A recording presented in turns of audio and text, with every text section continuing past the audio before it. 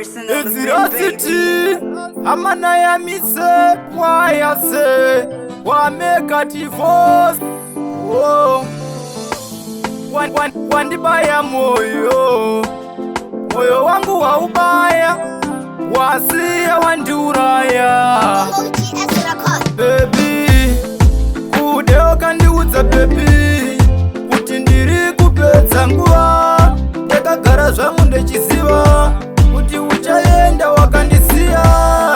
Kudeo kandiudza baby, kuti ndiri kupedza nguwa, ndakagara zvangu ndechiziva kuti uchaenda wakandisiya. Kutaura shuwa baby, moyo wangu wa ubaya, wasiya wanduraya. Savanangariro baby ndechikukaya, shuwa here baby kuti wadondisiya. Zvawaindivibisa wanimudiwa, ndinongoti dai ndakaziva kuti pauri hapana changu. Kudeo kandiudza baby, kuti ndiri kupedza nguwa, ndakagara zvangu ndechiziva kuti uchaenda wakandisiya. Kudeo kandiudza baby, kuti ndiri kupedza nguwa, ndakagara zvangu ndechiziva kuti uchaenda wakandisiya. Ingawani baby unoziva, kuna mumwe anondifadza kunze kwako, ndinovhara nani uri kumba kwako. Tora nguva uzore moyo wako, udzoke ufadze murume wako. Nyamwe ndechitadza baby ndiri wako, mudiwa wangu zorawo moyo wako, udzoke undifadze baby.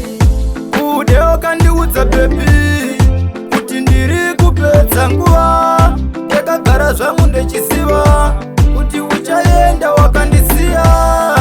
Kudeo kandiudza baby, kuti ndiri kupedza nguwa, ndakagara zvangu ndechiziva kuti uchaenda wakandisiya.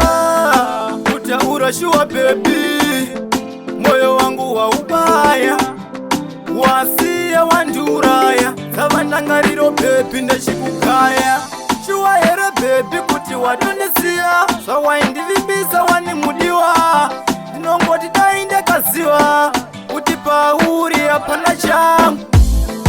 Kudeo kandiudza baby, kuti ndiri kupedza nguwa, ndakagara zvangu ndechiziva kuti uchaenda wakandisiya.